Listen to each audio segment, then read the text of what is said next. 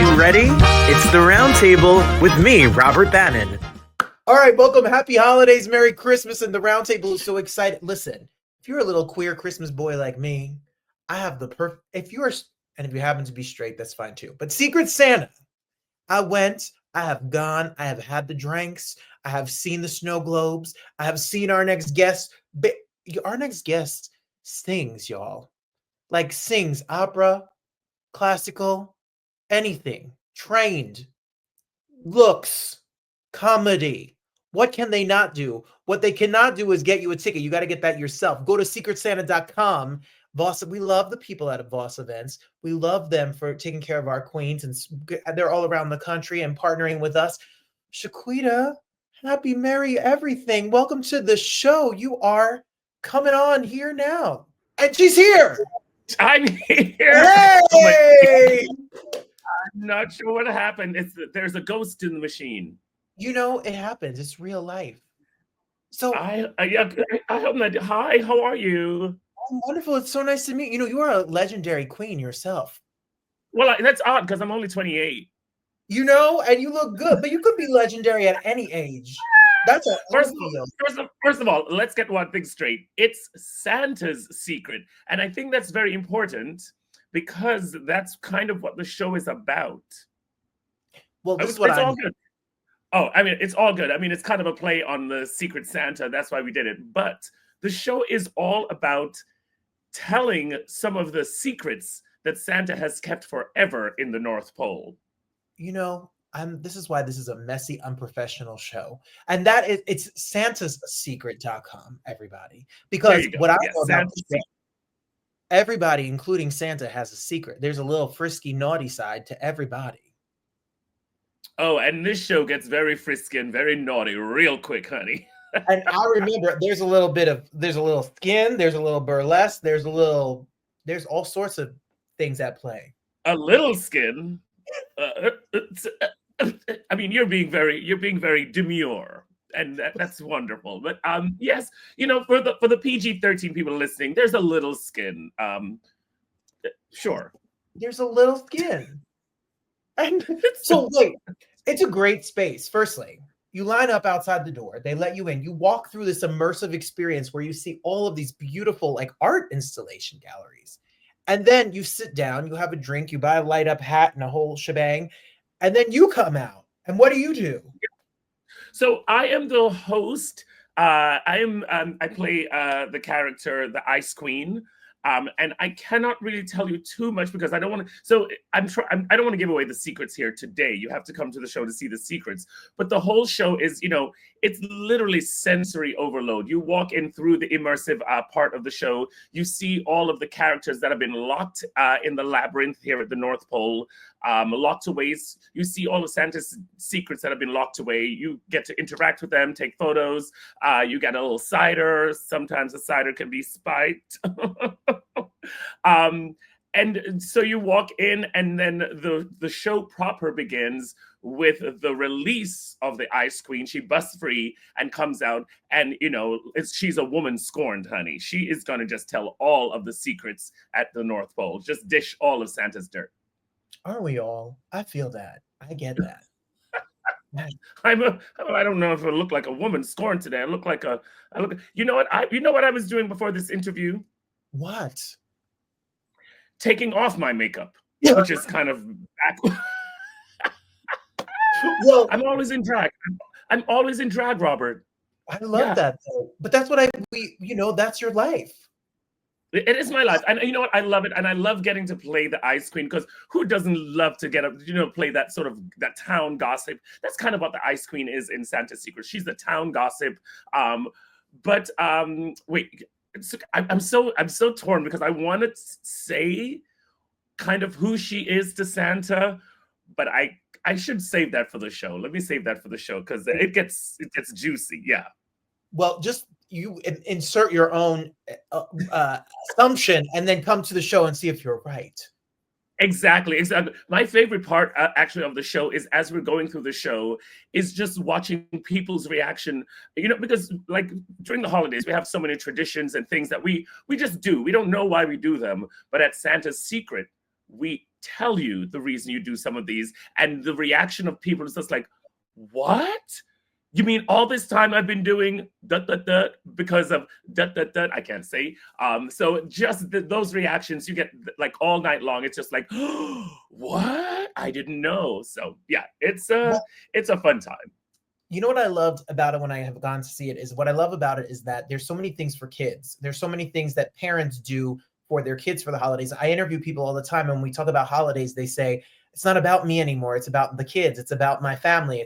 But if you want to take a Friday or Saturday night and come do something for you and celebrate a grown and sexy Christmas moment, this is it. Yeah, I think because why this show is so successful, and we are going on our 4th year, I cannot believe it. It's because Christmas is for kids, and we spend so much time on making sure that the kids are happy and the kids have everything they need. But when the kids grow up, when we become adults, we still love Christmas. We love the holidays, but now we're adults and we can let loose a little bit more, have a little bit more adult fun. And that is exactly what Santa's Secret allows you to do. You still have that the stories from childhood, but now that you're an adult and your eyes are open, you understand the reasons why you hold on to some of those traditions, or some of the stories you loved, you realize, oh, it wasn't what I thought. Ooh, well, there's a little skin. Look, just a little. Just a little. You know what's funny? You know what's funny, Robert? And we're going to have to talk to the producer, Mr. Voss, about this. In the entire show, everyone is sort of showing some skin. The Ice Queen never does. I'm going to send a complaint. Do you want to? You know what? Everyone listening to the sound of my feminine voice... Mind your business. I was drinking last night. Send a message to Voss Events or on Instagram and say, can we get the Ice Queen to strip? Or just, just type in Ice Queen and strip. Yeah. Because you know what? I could be sexy too. I could be sexy. I think you are when you are done up and you come out in your ensemble and you are a boss lady. Thank you. But I don't think anyone wants to see Morgan Freeman naked or me, so I'll keep my clothes on until. No shade to Morgan Freeman. We love you, Morgan Freeman, but I'm here for the show, baby. And if the audience is loving seeing these fit bodies get naked, fine. I will stand in the corner in my Ice Queen costume and drink. Well, can I just say that you are a very interesting queen. We love the queens here, but you are a playwright. You're a songwriter. You're a classically trained opera singer. Yes, guilty of all the above and more. So I'm also the director of Santa's Secret and the writer and musical director and costume designer. Wait. Wait. Yes. You wrote this? Yes. You directed this? Yes. And music directed this? Yes. Do you sleep? When do you go to bed? No, I'm a vampire. No. I think it's from... So I have this like classically trained background, obviously. I come from opera and theater and music, and it's just and drag, of course. And so years of like having all these ideas, it's just sort of all bubbled up into this thing. And I remember when Voss approached me to do the very first Santa's Secret, they were like, look, we don't know any queen that has the background you do. So we would love for you to write and direct this. That's all where it started. And I was like, sure, great, done.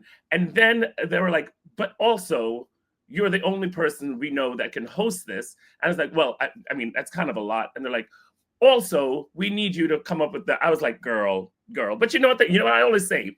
Give a drag queen some duct tape, safety pins, and hot glue, honey. She can make the world, baby.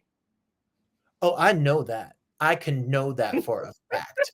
I know that you said, fine, let me go, Adam, and you went and bought some fabric and took out a sewing machine and the show was born. There you go. You know, but it's also very collaborative. Like I love getting to work with each performer and sort of build out the act. So, you know, yes, I do write the show and direct the show, but I also try to make each performer very comfortable. I take the strengths of all the performers in the show, and you know, we work together with me and Voss, and we work together and we make sure that that performer has everything they need so that when they go on stage, it is just standing ovation and screams and carrying on. Can you tell us a little bit about the performers that you're going to see? Because they're world class. Like you have a amazing, you're going to see not just singing and dancing, and you're going to see some amazing art. Oh yeah, honey. You're gonna see some not singing, honey. You're gonna see some singing, honey. We're gonna have some singing. We're gonna have some incredible acrobats in the show, incredible burlesque performers, just and stunning world-class beauty, like international burlesque performers, world-renowned like pole dancers. I don't even want to call them dancers because it's more like acrobatics. It's like the Olympics at this point. We have incredible like vocalists, singers who will be singing this year. I'm so excited. Oh my God, what else do we have? We have some comedy, of course. Got to have some comedy. Actually, that's one of my favorite parts of the show. This year, because it's our 4th year, we are changing the show. I feel like we've given the audience 3 years, or I should say the audience has given us 3 years of their time. We wanted to switch it up a little bit, add some new things. Of course, keep some of the things that people love, but we're adding some new acts, some new elements, and some new surprises. First of all, Robert, I hate, you know, as a drag queen, I hate not being able to say all the things that I want to say. So I can't wait for the show to start. I can't wait for the show. So the shows are going to be they're on Fridays and Saturdays at the end of November. And then when you go into December, they're like all week. Like you are having a party over there. Honey, yeah. I feel like I don't know the schedule because I'm a drag queen. I don't know numbers. I don't do math. Math is homophobic. But I think yeah, we start on Fridays and Saturdays, and then it's just like once December begins, I think it's like Tuesday through Sunday. 2 shows a night, a 6 o'clock and a 9 o'clock show. You can get your tickets. You guys have drinks. You have now like a Michelin star chef who's going to have like what? Oh, absolutely. Yeah. Girl, last year we had, you could get your oysters, you could get your, I don't know, you could get your foie gras, you could get your, like, you could also get your French fries, you can get your, it's all like, it's pretty like, I don't want to say high end to scare people off, but it is not like it's not like, no offense, it's not Applebee's. No. It's not just refried, rehashed food. It's actual 100%, Michelin, like good stuff. Yes. I'm trying not to curse here because I know this. You can say whatever you want. It's good shit. And then if you could, you're on 22nd Street and it's right there. You can have a great night. And this is what I would do. Okay. If I was trying to impress somebody, I'm a married man, but I could still impress my husband. Let's not forget that. I was going to say that if I was going to impress somebody, but I will impress him. If I was going to impress my Darius, you can get this special seat for 2 that comes with a bottle of champagne. You want to talk about the perfect way to impress your loved one, and you get them a bottle of champagne or rosé. If you're gay, then you're getting rosé, and you're at the little banquet table. You talk about the perfect Christmas date. You're going to have some secrets after that night of your own. It is, oh my goodness. That's what I love. Like, as I'm hosting the show, I'm like walking around and I'm seeing couples like making out. And I'm just like, what? And oh my God, last year I asked this woman, I was like, is this your first date? She's like, yeah, I brought him here to make sure that he could hang at a show like this. Because if he can hang at a show like this, then he can hang with me. I was like, yes, mama. Oh my God, we hear that so many times. Like, and also for the people that have come, in the past, we do get a lot of repeat customers, which is great. We love that. But this year we have a new venue and an upgraded. There's so many upgrades. I mean, I'm trying to, so that when you walk in there, everyone's jaw just drops. The upgrades this year are phenomenal, and we're just so blessed to be able to have a 4th year that we decided to sort of give more to the audience. So, and by giving more, it's just, if you're new, you're gonna gag. If you've been there before, you're gonna gag. Regardless, honey, you're gonna gag. And if you have no gag reflex, then call me. I'm dead. Don't die yet. You have tickets. You got tickets. I knew it was coming. I felt it in my spirit when I heard you're gonna gag. I said, "Oh God!" And there it was. So look, I'm going to be back in New York. I'm in Detroit right now. I'm going to be back in New York. Me and the husband are going to be back in New York, and I'm going to be there. We're going to be there the whole time before Christmas and New Year's. You're going all the way to New Year's Eve. So if you're in the city, like through the holidays to visit your family, and family and fish start to smell after 3 days, and you need a break, then you need to go down and see the show.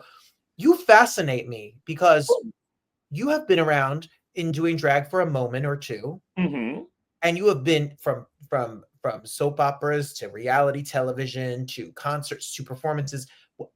How do you feel about the art of drag and the way it is now? Like, it is, when you started, it was not what it is today. Oh, absolutely. No. I mean, drag was sort of something that was on, like in the dungeons and the dark recesses of the world. But how do I feel about drag now? I love that it's getting so much exposure. I love that it's also becoming a respected art form. So before I would get calls from producers or from people that would want to book me, and they'd be like, yeah, so we want to book you and we'll give you a free meal. And I was like, I don't do slavery, but thank you so much. Call somebody else. But nowadays it's like, we want to fly you business class and blah, blah, blah, and take care of you. So, I think people are understanding that while drag is irreverent and it's wild and it's crazy, at the core, it is art, and it's a performance, and you're a performer, and you should be treated like any other performer or any other artist. And so I love the direction we're going in. I love shining light on anything, because that always, bringing things to the light. So, with shows like RuPaul's Drag Race, shining a light on drag, I think it's great. There are some people that are complaining that drag is sort of oversaturated. I think with anything, there's a point when it does become oversaturated, but then the cream of the crop stays there, and everything else just falls to the bottom. I don't know how to milk cows, but the froth and the milk, the analogy I'm looking for. What is it? The cream stays at the top, and girl. I shouldn't have done that, but you know what I'm trying to say. I already heard. I heard no gag reflexes, and I said you're milking a cow. And that's going to be the takeaway of this interview, not milking the cow. But yeah, so I don't worry about the oversaturation of drag. I think the best will always stay at the top. It's just like with every show. You remember there was a time when you had like 9 million reality shows, and out of those 9 million, there were a couple that are still on, and there are a couple that will always be iconic. So it's the best of the best stay to the top, and as they should. So when you were training, you went to Juilliard, and you were training to sing at Juilliard, and you were classically trained. Did you get pushback when you decided to be like, I'm going to be a drag queen? I'm a classically trained singer at Juilliard, and now I'm going to do drag. So the two never really crossed. My problem was I started Juilliard at 17, which for a male singer is very young. Most people go to college first and then go to Juilliard, which is a conservatory. But I auditioned, and I went to LaGuardia High School, which is right across the street from Juilliard. And so I auditioned, and I got in, and my teacher was like, you'd be a fool not to accept. So I was like, okay. But I was too young. I was way too young. The classical world, the operatic world was then, and probably still to this day, is a little too sort of in a box, restrictive. I remember one professor telling me to learn all of the Negro spirituals. And I was like, why? He's like, well, that's probably going to be what you'll do. You'll probably end up singing Negro spirituals all your life. And I was just like, I don't mind a Negro spiritual, but I wasn't thinking about like inclusion and all that stuff back then. I just knew I didn't want to be stuck in one thing. I didn't want to be in one box. So, and then I started discovering that I had, I always knew, but then I started discovering that I had a very wide vocal range. So I was studying as a bass baritone. And then I used to always sing do the soprano roles, because I had to, when the teacher in high school was out, I would conduct the chorus, and I would sing all the roles. So I'd sing the women's parts, the men's parts, everything. And so my soprano voice stayed, And while I was in Juilliard, people used to always say, "Oh my God, can you do Leontine Price?" And I would imitate Leontine Price, or "Can you imitate Jesse Norman or Maria Callas?" And then when I started doing drag, I actually ended up doing a shtick or a number called the Three Divas, where at the end of every show, I would imitate Maria Callas, Jesse Norman, and Kathleen Battle. And that just took off like wildfire. And I traveled the world for like 15 years. So learning like 7 languages, and so it's all of that experience. It's just to say that all of that experience, my experience at Juilliard, my experience of drag, my experience of combining the two, my experience of travel, sort of is what I put into all of my shows. So I'm sort of a mixture of everything, and I put them in a pot, I mix them up, and I'm like, here, do you like it? And hopefully the audience likes it. Well, Santa's Secret is something that you mixed up and put together that you're going to love. People are going to love. I'll tell you, I've seen it a few times. I can't wait to see it again at the new spot and what y'all are doing. And you get a little bit of all of that. You get the classy and the trashy and the fun and the raunchy and it is just a good time. It's a great night for like adults. You get dressed up, you come out, have a good time. Just, I think sometimes we are so, and especially parents, I always tell parents, take a night off. It's so important to live for yourself and not always live for others. So take that moment, go out on a date night with your loved one, or just take a couple of girlfriends or boyfriends, whatever, and come out to the show. And I promise you, I will personally, if you come up to me and say, "Hey, Shequida, I heard you on that podcast," I will personally, make sure that you have a good time, if you know what I mean. Take it to the VIP room. Hey! No! This podcast just went south. That's for this kind of show. We love a messy good time in the VIP room. She has no gag reflex, everyone. So there you go. That's not the takeaway here, Robert. No. Focus. The takeaway is you got to get your tickets at santasecret.com. This might be our most raunchy interview yet. Oh, I'm holding back, honey, because I'm saving it for the show, because I don't want to scare away your audience. Santa's Secret, and we can follow you. We can follow you over on Instagram. So Shequida Hall on Instagram, SHEQUIDA, or as I like to say, she who is queen, Shequida. Shequida, I love it. Well, I'll see you. Merry Christmas, Happy Holidays. Merry Christmas, Happy Holidays. Thank you so much. Come on by, and when you come, please just say hi. I want to give you a big hug. I love the joy also that the show brings to so many people. Thank you. And thank you so much for being here. And thank you for what you do for this holiday. And we are honored to have you here. A legend. Only 28. Legendary. That's the takeaway. 28. Thank 28. I'll see you over there at Santa's Secret. Thank you. Bye, Robert. Thank you.